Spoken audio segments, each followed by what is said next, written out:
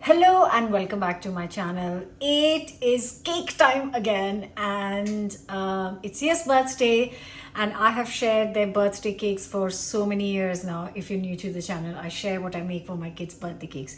This year, the request is of a red velvet cake. Now, Sia loves a red velvet cake, but I don't make it often because I'm not a biggest fan of red velvet cake. So I thought, why not? This is a good time for me to share a really good red velvet cake. So that's what I'm making today. Before I start, don't forget to subscribe, hit the bell button. Let's get baking. So this starts with 125 grams of butter, unsalted. I did leave it out overnight, but it's still a bit, it could be softer, but it's not a problem. I'm just going to beat it. Actually, it's 135 grams of butter goes in. And now I'm going to add the sugar. Next, I am going to add 280 grams of golden caster sugar. And then I'm going to beat this for a couple of minutes just so the butter kind of softens up a little bit and loosens up. And I'm using the stand mixer because it's just easier for this recipe.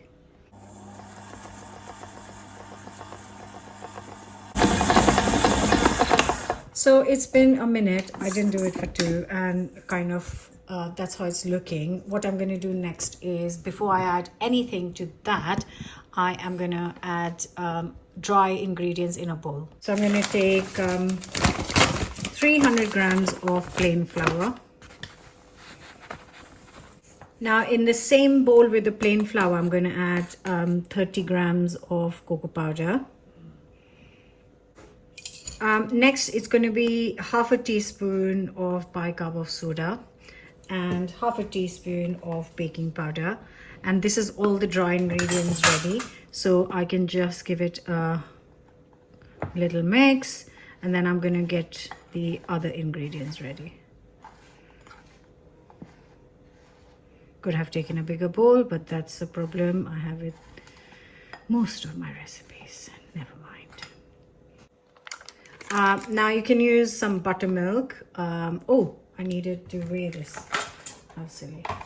Let me take that out. You could use buttermilk, or today I have got sour cream at home, so I'm using sour cream instead. So I'm going to add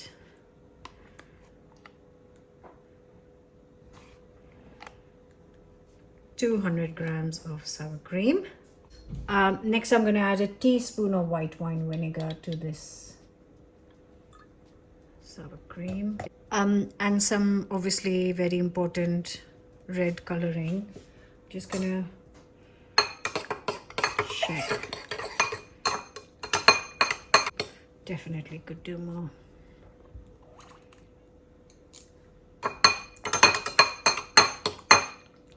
Now back to our butter and sugar. I'm going to add 3 eggs in here.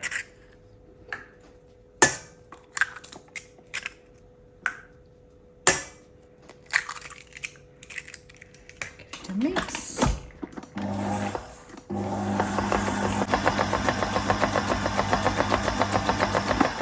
Once this is mixed, before I add anything, I'm just going to line and grease and line the cake tins. So I have got here 3 8-inch cake tins that I have greased and lined, and now I can finish the cake mixture, because this needs to be ready when your cake mix is done, because you shouldn't have your cake mix sitting around. So now that this is ready, I can go back to the eggs and finish the mix. So the last thing before I add the flour, I'm going to add a teaspoon of vanilla, lovely vanilla extract. And I'm going to start beating it and just keep adding a bit of flour and a bit of sour cream.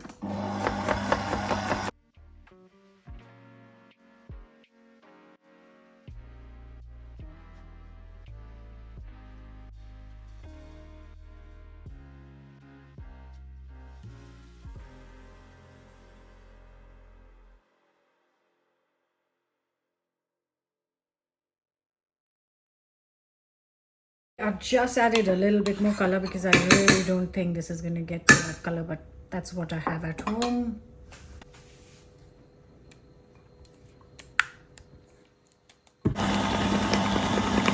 And I can just hope for the best. So I'm going to distribute it into the 3 cake tins.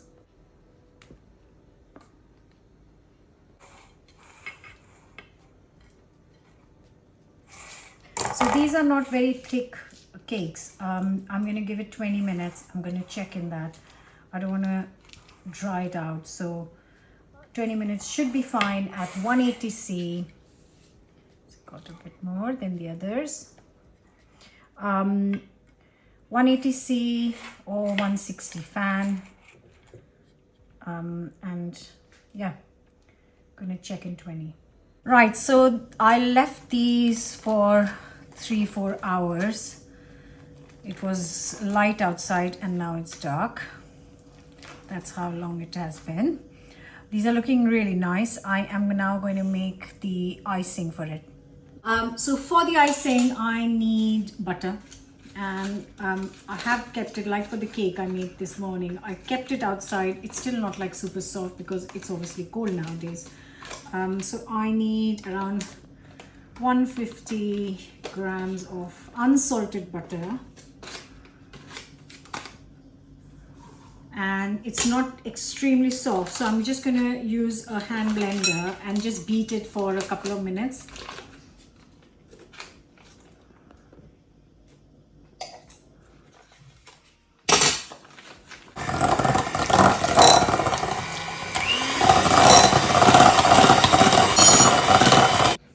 So the butter has loosened up, which is what the reason for doing that. And then I'm going to add the same amount of icing sugar. So it was 150 grams of butter, 150 grams of icing sugar. And then I beat this together again. So once I beat the icing sugar and butter together for a minute, I'm going to add, let's see how much is this. 300 grams of cream cheese. So double the amount.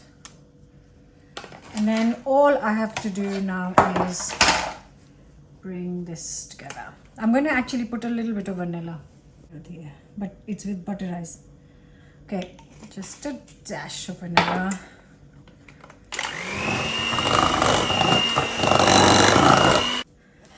That is it, guys. Lovely cream cheese icing ready. Now you can make this cake in 2 layers, obviously. I have made it into 3 because I like cutting into layers with the red velvet. A little bit of icing. Round 2. Press it nicely.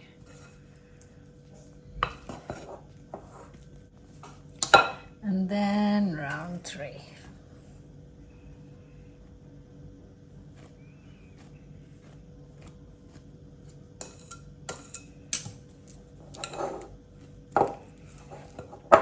That is just perfect quantity of the icing as well. So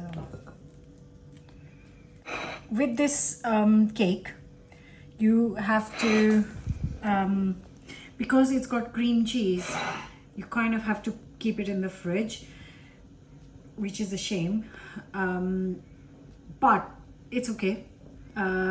All you have to do is, before you are eating or serving or cutting it, please take the cake out of the fridge an hour if it's warm, or 2 hours if it's very cold out, before you cut into it. Otherwise it will be rock solid and it won't taste as amazing as it should. So here is the red velvet cake. Please let me know in the comments what you think. Tell me what is your favorite birthday cake, and time to get it cut from Sia. birthday to you. Happy